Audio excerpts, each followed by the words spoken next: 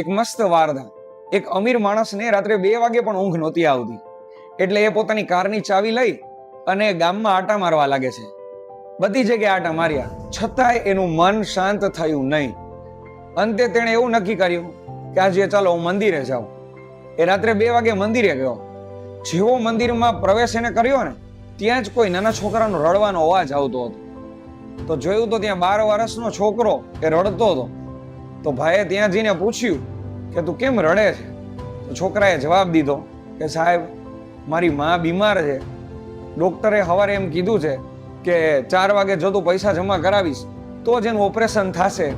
હવે હું પૈસા ક્યાંથી કાઢું? એટલે હું ભગવાનને પ્રાર્થના કરું કે કોકને મોકલ. પેલા અમીર માણસે કીધું કે તારી પ્રાર્થના ભગવાને સાંભળી લીધી, કેટલા પૈસા થયા બોલ? તો પેલા એ રકમ કીધી, અલે આટલી રકમ, અલે આ મારું એટીએમ કાર્ડ, અને જો કદાચ ઘટે તો હજી મને તું યાદ કરજે, મને ફોન કરજે, અને મારું આ એડ્રેસનું કાર્ડ અલ્યા. છોકરાએ રકમ લઈ લીધી, કાર્ડ લઈ લીધું, પણ છેલ્લે એનું એડ્રેસ અને એના નંબર એ ન લીધા. તો પેલો માણસ કે તું લઈ લે, તને મદદરૂપ થાય છું, તને કદાચ મારી જરૂર હોય મને ફોન કરજે. તો છોકરાએ જે જવાબ આપ્યો સાહેબ, એ સાંભળવા જેવો છે કે સાહેબ, તમારો ફોન નંબર ક્યાં મારી પાસે અત્યારે હતો? મેં તો ખાલી એને પ્રાર્થના કરી, મેં એને ખાલી એકવાર પ્રાર્થના કરી, તો સાહેબ તમારે મને 2 વાગે રાત્રે અહીં આપવા આવવું પડ્યું ને, તો આની કેટલી કૃપા કહેવાય. આ વાર્તા છે ને આપણને એ શીખવાડે કે એકવાર શ્રદ્ધા મૂકીને તો જો ઈશ્વર ઉપર. જે નરસિંહ મહેતાના 52 વખત કામ કરવા જો જુનાગઢમાં આવી શકતા હોય તો આપણું એક કામ નહીં કરે. એક મસ્ત વાર્તા. એક દીકરો જો ઓફિસેથી છૂટતો હતો ને, ત્યારે તેની માતાનો ફોન આવ્યો કે બેટા ઘરે આવે ને ત્યારે એક દૂધની થેલી લઈને આવજે. થેલી લીધી એને.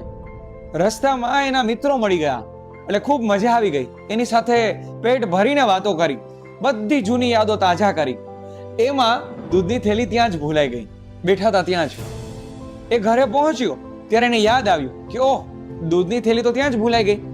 પછી બાજુની દુકાને જઈ અને દૂધની થેલી લીધી. ઘરે આવ્યો, તેના બોસનો ફોન આવ્યો કે કેટલા દિવસથી અમે જોઈએ છીએ કે તારું કામ બહુ સારું છે અને તું બહુ દાનતથી કામ કરે છે. આવતીકાલથી તારું પ્રમોશન કરવામાં આવે છે, તારી સેલેરી પણ વધી જશે. દીકરો ખૂબ ખુશ થઈ ગયો. પોતાની માતાને વાત કરે છે કે આપણા કયા પુણ્ય આડા આવી ગયા ખબર નહીં, પણ આવતીકાલથી મારું પ્રમોશન થઈ ગયું છે. ખૂબ મજા આવી ગઈ. અને હવે આ ઘટનાની આપણે થોડીક પહેલાની વાત જાણીએ. જે જગ્યાએ દૂધની થેલી ભૂલી ગયો હતો, એની આજુબાજુમાં એક ગરીબ સ્ત્રી રહે છે, જેના 2 નાના બાળકો છે. એમાં એક એટલું નાનું બાળક છે કે એને દૂધની બહુ જરૂર છે. હવે માતા પાસે એટલા પૈસા નથી કે એને દૂધ પાઈ શકે. તો ભગવાનને પ્રાર્થના કરે છે કે હે ભગવાન, મારા દીકરાને ખાલી દૂધની વ્યવસ્થા કરી દે, હું તારી પાસે ક્યાં બીજું કાંઈ માંગુ છું. આ તારું બાળક આવું રોવે છે અને તું કેમ જોઈ શકે? આટલો તો નિષ્ઠુર તું ન જ હોઈ શકે. તો થોડી વાર પછી એનો બીજો નાનકડો દીકરો દૂધની થેલી લઈ અને આવ્યો અને કીધું કે મમ્મી, અહીંયા હું રમતો હતો ને તો ત્યાં ઓટા ઉપર મને દૂધની થેલી મળી, અલે આ થેલી ભાઈને પાઈ દે. અને દૂધ પાયું અને દીકરો શાંત થઈ ગયો. અને એ માએ ખૂબ પેટ ભરીને આશીર્વાદ આપ્યા કે જે માણસે આ દૂધની થેલી રાખી હોય ને, એ ભગવાન એની દરેક મનોકામના પૂરી કરે અને એને જેટલું જોઈએ ને એના કરતાં 3 ગણું એને આપે.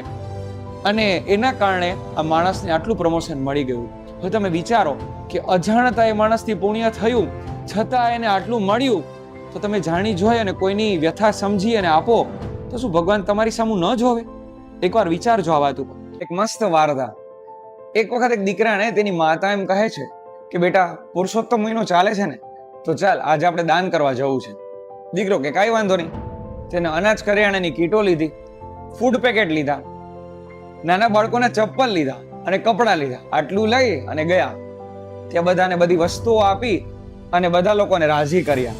એમાંથી એક માણસ આવ્યો કે ભાઈ, તારો ખૂબ ખૂબ આભાર, કારણ કે મારા દીકરાને 5 દિવસથી આ ફૂડ પેકેટ જોતું હતું, પણ મારી પાસે એટલા પૈસા નહોતા કોઈને અપાવી શકું. આજે તમે આપ્યું ને, એનાથી મને બહુ મજા આવી ગઈ અને હું ખૂબ રાજી થયો. ભગવાન તમને જાજુ આપે. એના પછી એક નાનું બાળક આવ્યું. એણે કીધું કે મારા છે ને 3 દિવસથી પગ બળતા હતા, તમે આજે ચપ્પલ આપ્યા ને તો મને બહુ મજા આવી. એ તો છતું રહ્યું. પછી ત્રીજા એક માજી આવ્યા. એણે એવું કીધું કે બેટા, તારો ખૂબ ખૂબ આભાર, એટલા માટે કારણ કે 11 નજીક છે. હું ભગવાનની કથા કરવાનું વિચારતી હતી, પણ ભગવાનની કથા કરું તો પ્રસાદ તો જોઈએ. એના માટે ઘી લોટ કે ખાંડ કે મારી પાસે કાંઈ નહોતું, આજે તે આપ્યું ને તો આના કારણે ભગવાને પ્રસાદ ધરાવી અને હું કથા પણ કરી શકીશ. તો તારો ખૂબ ખૂબ આભાર. ભગવાન તને અઢળક આપે, તું જે ઈચ્છે ને કરતા તને 3 ગણું આપે, એવા મારા અંતરના તને આશીર્વાદ છે. અને છોકરાને આંખમાં આંસુ આવી ગયા, એ ગળગળો થઈ ગયો અને એને એવું નક્કી કર્યું કે મમ્મી હવે તું અહીંયા જ રહે, હું જમવાનું પણ લઈને આવું છું. બધા માટે જમવાનું લઈને આવ્યો. એ બધા સાથે જ એ ત્યાં જમવા બેસી ગયો અને ખૂબ મજા આવી. ઘરે આવી ગયો અને અતિશય આનંદ આવતો હતો. બીજા દિવસે એ કંપનીમાં ગયો ને ત્યારે એને ખબર પડી કે કંપનીમાં જે મોટા 10 પ્રોજેક્ટ પાસ થયા હતા ને એ માત્ર ને માત્ર આ દીકરાના નામના જ પાસ થયા હતા. અને એ એક પ્રોજેક્ટ કરોડોની કિંમતમાં હતા અને એ પ્રોજેક્ટ દ્વારા એ ખૂબ કમાયો. પછી સાંજે આવી અને મમ્મીને બધી વાત કરે છે ત્યારે મમ્મી ખૂબ રાજી થઈ જાય છે અને માતાનું છેલ્લું એક જ વાક્ય હતું કે બેટા તે કોકને આપ્યું ને તો ભગવાને જો તને આટલું બધું આપ્યું, મતલબ કે તું આપતા શીખ, તને બહુ જાજુ મળશે. આ વાર્તા છે ને આપણને એ શીખવાડે, આપતા શીખીશું ને તો ઈશ્વર કંઈક આપણને આપશે. બાકી પૃથ્વી ઉપર કાંઈ એટલે કાંઈ લઈને નથી જવાનું, આપણને પણ ખબર છે. કારણ કે એક બહુ સારી વાત છે કે જેટલી બેંક છે ને બેંક, એમાં દેના બેંક છે, કોઈ લેના બેંક નથી. વિચારજો આના ઉપર. એક મસ્ત વાર્તા. એક વખત એક કોલેજમાં એક પ્રોફેસર સાહેબે બધા વિદ્યાર્થીઓને કહ્યું કે આવતીકાલે ફાધર્સ ડે છે ને તો બધા પોતપોતાના પિતા વિશે એક પેજમાં લખીને આવજો. બધા લખીને આવ્યા. એક વિદ્યાર્થી લખીને ન આવ્યો. એની બુક વાંચવામાં આવી તો નીચે ખૂણામાં ભગવાન લખ્યું હતું. સાહેબે પૂછ્યું કે તે કેમ ખાલી ભગવાન જ લખ્યું? તો છોકરાએ જે જવાબ આપ્યો એ સાંભળવા જેવો છે. છોકરાએ એવું કહ્યું કે સાહેબ, મારા પિતા મારા માટે ભગવાન છે અને ભગવાન વિશે શું લખ્યું અને ક્યાંથી લખવું ને જ મને નહોતી ખબર પડતી, એટલે મારું પેજ કોરું જ છે. અને કોરું એટલા માટે છે કારણ કે નાના હોય ને ત્યારે ચાલતા તો બધાય શીખવાડે, પણ કેમ ચાલવું ને આ દુનિયામાં એ મારા પિતાએ શીખવાડેલું હતું. આ દુનિયામાં બધા બોલતા શીખવાડે, પણ બધાની વચ્ચે કેમ બોલવું ને એ મારા પપ્પાએ મને શીખવાડેલું. સમાજમાં લોકો તો બધાય રહે છે, પણ એ લોકો વચ્ચે કેમ રહેવું ને એ મારા પિતાએ શીખવાડેલું. ત્યાં સુધી કે વ્યવહાર તો બધાય કરે છે, પણ બધાની સાથે કેટલો અને ક્યાં અને કેમ વ્યવહાર કરવો ને એ મારા પિતાએ મને શીખવાડ્યું. મારે કોઈ સફળ વ્યક્તિની સ્ટોરી વાંચવાની જરૂર નહીં પડે, કારણ કે મારા માટે સફળ વ્યક્તિ એ મારા પિતા જ છે. જ્યારે દુનિયાના બધા ખૂણેથી હું હારી જાઉં ને સાહેબ, ત્યારે મારા પિતા મારા ખભે એકવાર ખાલી હાથ રાખે ને પછી ભલે ને સાહેબ આખી દુનિયા સામે હોય, પછી હું જીતી જ જાઉં અને જીતી જ જાઉં. આ વાર્તા આપણને એ શીખવે કે સાહેબ દુનિયા આખી ભલે હામી હોય, પણ ખાલી આપણો બાપ આપણી ભેગો હોય ને પછી ભલે દુનિયા એકલી હોય તોય લડી લઈએ. એક મસ્ત વાર્તા. એક વખત 2 બહેનો બારે બેઠા હતા. એમાંથી એક કહે છે કે હું કેટલા સમયથી જોઉં છું કે તારા ઘરે વહુ આવી અને 5 વર્ષ થઈ ગયા છતાં તું કોઈ દિવસ એની સાથે ઝઘડી નથી, કોઈ દિવસ તારો ઊંચો અવાજ નથી આવ્યો, આવું કેમ? અને મારે તો કાંઈ ને કાંઈ ઊભું જ હોય. મને તો એને જ સમજાતું તું આટલી શાંતિથી કેમ રહી શકે. એ કે જો હું છે ને એની ભૂલો ન શોધું, એને મદદ કરું. મતલબ કે સવારમાં મને ચા આપે, ચા ક્યારેક મોડી રહી જાય નથી તો હું એમ કહું કે બેટા મને થોડીક મીઠી કરી આપને, કારણ કે છે ને મને આજે ઊંઘ નથી ઉડતી ને તો જરાક સુગર વધારે આવી જાય ને તો મને ઊંઘ ઉડી જાય. પછી કે બપોર જમવા બેસું ત્યારે શાકમાં મીઠું ન હોય ને તો એને એમ ન કહું કે કેમ મીઠું નથી નાખ્યું. હું એવું કહું કે બેટા મને આજે થોડુંક ખારું ખાવાનું મન થયું ને તો મને મીઠું આપને, તો છે ને મને મજા આવે. પછી કદાચ એને શીરો બનાવ્યો હોય ને તો ક્યારેક શીરો છે ને બહુ આમ વધારે જાડો બનાવી દીધો હોય, એમાં ઘી વગેરે સરખું ન નાખ્યું હોય, તો એને એમ કહું કે બેટા મને છે ને થોડુંક આજે મજા નથી ને સરખું નથી ને તો મને ઘી ને એમાં થોડુંક વધારે નાખી દે ને તો શું મને વાંધો ના આવે. પછી રાત્રે ખીચડી કરી હોય તો ખીચડી એને થોડીક આમ છે ને જાડી ખીચડી ભાવે અને મને ઢીલી ભાવે, તો હું એમ કહું કે બેટા મને આજે પેટમાં સરખું નથી ને તો મારે ખીચડી દહીં ખાવા ને તો મને ઢીલી ખીચડી જો કરી દે ને તો વધારે સારું. અને એક કામ કર, હું જ કરી લઉં, તું તારું બીજું કામ કરતી થા તો આપણે વહેલા નવરા થઈ જાય. અને ક્યારેક અમે સવારે કામ કરતા હોય ને ત્યારે એની પાસે વધારે કામ હોય ને ત્યારે હું એને એમ કહું કે બેટા એક કામ કર, લા હું તને મદદ કરું, એટલે આપણે છે ને 11 વાગે નવરા થઈ જાય અને આપણે 2 મંદિરે જઈ શકીએ. હવે આવી ટેવ મને એકને નહીં, મારા આખા પરિવારને આવી ટેવ, કોઈ દિવસ કોઈને સંભળાવે નહીં, એને જે રીતે જોતું હોય ને એ રીતે માંગી લે, પણ સામેવાળાને દુઃખ ન લાગે ને એવી રીતે કે. આટલા વર્ષો સુધી અમારે કોઈ દી એક પણ પ્રકારની એવી તકલીફ નથી થઈ. આ વાર્તા આપણને શું શીખવાડે? આપણને એ શીખવાડે કે પરિવારમાં રહીએ ને તો ક્યારેક કહેવું હોય ને તો કઈ રીતે કહેવું ને એ આપણને ખબર પડવી જોઈએ. જો એ નહીં ખબર પડે ને તો બધું નકામું છે અને દરરોજ ઝઘડા થશે. એક મસ્ત વાર્તા. એક વખત એક બેન શાકભાજી લેવા જાય છે અને જેવા શાકભાજી લેતા હતા ને તે એની બાજુમાં એક બેન જેના કાખમાં 2 વર્ષનું છોકરું તેડ્યું હતું અને રડતું હતું, એ આવી અને માગે છે આની પાસે કે બેન આને દૂધ અને નાસ્તો કંઈક લઈ દે ને, મારું છોકરું રડે છે, ભગવાન તારું સારું કરશે. તો પેલા બેન વિચારે છે કે મારી પાસે આજે પૂરતા 100 રૂપિયા છે, એમાં 50 રૂપિયાનું તો મારે શાક લેવું પડશે અને 50 રૂપિયાનો નાસ્તો મારે મારા છોકરા માટે લેવો પડશે. તો પણ એવું વિચારીને 50 રૂપિયાનો નાસ્તો ને દૂધ લઈ દે છે કે આજે મારા છોકરા નહીં નાસ્તો કરે ને તો ચાલશે, પણ હું આજે આને લઈ દઉં. એને લઈ દીધો, છોકરું શાંત થઈ ગયું. પેલા માગવાવાળા બેને પણ થોડો નાસ્તો કર્યો, એને પણ મજા આવી, એને આશીર્વાદ આપ્યા. પેલા બેન ઘરે જતા રહ્યા, અંદરથી ખુશ હતા કે સારું આજે કંઈક પુણ્યનું કામ તો થયું. ત્યાં કલાક પછી એના ઘરવાળા આવ્યા. ઘરે આવીને કહે છે કે મારે છે ને તને આજે એક વાત કરવી છે. એ કે બોલો ને. એ કે આજે ખબર નહીં કયા પ્રકારનો દિવસ ઉગ્યો હતો, આખો દિવસ મેં મહેનત કરી પણ છેલ્લી 2 કલાક જે મારા ધંધામાં એટલી ઘરાકી રહી કે મારો બધો સામાન વેચાઈ ગયો અને મારે ઉલટાનો સામાન મંગાવવો પડ્યો, એટલી ઘરાકી રહી. અને આજના દિવસમાં મને 5000 નો નફો મળ્યો. ખબર નહીં આજે કેમ મળ્યો હશે. પેલા બેનને તો ખબર પડી જ ગઈ કે આજે જે મેં પુણ્યનું કામ કર્યું ને 50 રૂપિયાનું, એ ઈશ્વરે આજે 5000 રૂપિયામાં કન્વર્ટ કરીને મને આપી દીધું. આ વાર્તા તો સાહેબ પૂરી થઈ ગઈ. આપણને શું શીખવાડે કે પુણ્ય કરશો ને તો જ લક્ષ્મીજી મળશે, કારણ કે લક્ષ્મી માત્ર પુણ્યથી જ મળે, જ્ઞાનથી નહીં. નહીતર જ્ઞાની તો ઘણા લોકો છે. એક મસ્ત વાર્તા. એક વખત એક બેન એવું વિચારે છે કે આજે સોમવતી અમાસ છે ને તો બધા પરિવારના લોકો આજે વ્રત રહ્યા છે, તો એના માટે ફળો, ચેવડો અને પેંડા આટલું બધું લેતી જાવ તો બધા સરસ રીતે ફલાહાર કરી શકે. એને બધી વસ્તુઓ દુકાન ઉપરથી લીધી અને મંદિરે દર્શન કરવા ગયા. સાંજનો સમય હતો, આરતી વગેરે કરી અને બહુ મજા આવી ગઈ.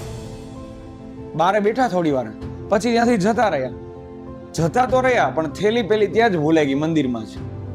ઘરે પહોંચી ગયા પછી યાદ આવ્યું કે અરે થેલી તો ત્યાં જ ભૂલાઈ ગઈ. પણ હવે એ થેલી લેવા જઈ શકે એમ નહોતા, કારણ કે મંદિર એટલું બધું દૂર હતું. એવું વિચાર્યું કે કામ કરી અત્યારે વસ્તુ બાજુમાંથી લઈ લઈએ. એટલે એને વસ્તુ બધી બાજુમાંથી લઈ અને ફલાહાર પણ કરી લીધું. હવે મંદિરમાં થોડી વાર પછી એક માણસ આવે છે જે ભગવાનને પ્રાર્થના કરે છે કે હે ઈશ્વર, આજનો દિવસ તો ખૂબ મોટો છે, સોમવતી અમાસ આજે હું પણ રહ્યો છું, પણ આજે મને કોઈ કાંઈ આપ્યું નથી. શું આજે મારે ભૂખ્યું સૂવું પડશે? એવું સાંભળેલું છે કે ભૂખ્યા ઉઠાડો છો પણ સુવડાવતા ક્યારેય નથી તમે કોઈને. તો આજે તો હું ભૂખ્યો છું, મને એવું લાગે છે. ત્યાં જેવો બહાર નીકળતો હતો ત્યાં જ ડાબી બાજુ એને જોયું તો એને એક થેલી મળી. એ થેલી એટલે કઈ? પેલા બેનની જેમ બધી વસ્તુઓ હતી. એને ફલાહાર કર્યું, ભરપેટ ફલાહાર કર્યું અને ખૂબ મજા આવી ગઈ. અંદરથી આશીર્વાદ આપ્યા અને એટલા ભાવથી આશીર્વાદ આપ્યા કે વાત જવા દો. એ બેનને તો ખબર પણ નહોતી. એને બીજા દિવસે એના દીકરાએ આવીને એને સમાચાર આપ્યા કે મમ્મી, મારું પ્રમોશન થઈ ગયું. હું જે કંપનીમાં કામ કરતો હતો ને તે મને મેનેજર બનાવી દીધો છે અને મારી સેલેરી હતી ડબલ થઈ ગઈ છે. હવે વિચારો જી, એ બેનથી અજાણતા પુણ્ય થયું છતાંય એને આટલું ફળ મળ્યું. તો વિચારો, અમુક દિવસો ઉપર તમે સમજી વિચારી અને થોડુંક સમજી અને પુણ્ય કરો તો કેટલું તમને ફળ મળી શકે એનું. એટલે આ બધું કાઉન્ટ થાય છે કોઈ ને કોઈ જગ્યાએ. એટલે સારા કર્મ કરતા રહો, દાન પુણ્ય કરતા રહો. ક્યારે કોના આશીર્વાદ ક્યાં લાગી જાય સાહેબ એની કાંઈ ખબર નથી. બસ આવા સત્કાર્યો કરતા રહો. એક મસ્ત વાર્તા. એક ગામમાં એક સાધુ મહાત્મા આવે છે. એને બધા લોકો પ્રશ્ન પૂછે છે, બધા લોકોને જવાબ સરસ મળે છે. હવે આ વાત મંત્રી દ્વારા રાજાને ખબર પડે છે. એટલે રાજા કહે છે કે મહાત્માને આપણા દરબારમાં હાજર કરો. મહાત્મા આવ્યા. રાજાએ નમન કર્યા અને કહ્યું કે મહાત્મા, હું તમને 3 પ્રશ્ન પૂછું છું, મને એના સાચા જવાબ તમારે આપવા પડશે.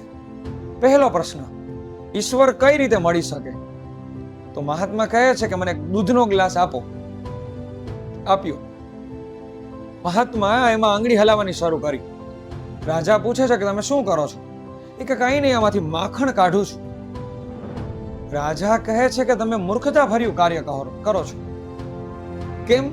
કારણ કે આ દૂધને પેલા મેળવવું પડે, વલોવવું પડે અને પછી માખણ નીકળે. તો પરમાત્મા આમનામ થોડા મળે. સાધુએ કહ્યું કે શરીરને વલોવવું પડે, પછી એમાંથી માખણ રૂપી પરમાત્મા નીકળે. બીજો પ્રશ્ન પૂછ્યો કે ઈશ્વર કઈ જગ્યાએ છે? તો મહાત્મા જણાવે છે કે હવા કઈ જગ્યાએ છે? રાજા કે બધી જગ્યાએ. તો ઈશ્વર એ બધી જગ્યાએ છે. ત્રીજો પ્રશ્ન, ઈશ્વર કરી શું શકે? તો એ સમય દરમિયાન મહાત્મા કહે છે કે રાજન, તમે મને શિષ્ય બનીને પ્રશ્ન પૂછો છો કે રાજા બનીને? એ કે ખરેખર કે હું શિષ્ય બનીને જ પ્રશ્ન પૂછું ને, તમે મારા કરતા જ્ઞાની માણસ છો. તો એ કે તમારા ગુરુ તો નીચે ઊભા છે, આમ હોય? તો રાજા નમન કરી અને પોતાના સિંહાસન ઉપર એને બેસાડે ને પોતે હાથ જોડીને પૂછે છે કે મહાત્મા હવે મને જણાવો. ત્યારે મહાત્મા જણાવે છે કે બસ આ જ ઈશ્વર પળભરમાં રાજાને રંક અને રંકને રાજા કરી દે ને એનું નામ ઈશ્વર. એટલે રાજાને બહુ સારી રીતે સમજાઈ ગયું કે ઈશ્વરની વ્યાખ્યા શું. આ વાર્તા આપણને શું શીખવે? જે છેલ્લી લાઈન હતી ને એ જ કે ભાઈ ગમે એવો માણસ હોય ને, રંક હોય ને, એને પળભરમાં રાજા બનાવી દે. અને ગમે એવો રાજા હોય, ગમે એટલા દેશનો હોય, અને એક ક્ષણમાં જ એને રંક કરી દે ને એનું નામ ઈશ્વર. આ વાત વિશે તમારું શું કહેવું છે? જો વાત ગમી હોય તો લાઈક, શેર અને સબસ્ક્રાઇબ કરો અને પ્લીઝ કોમેન્ટ કરો. Thank you.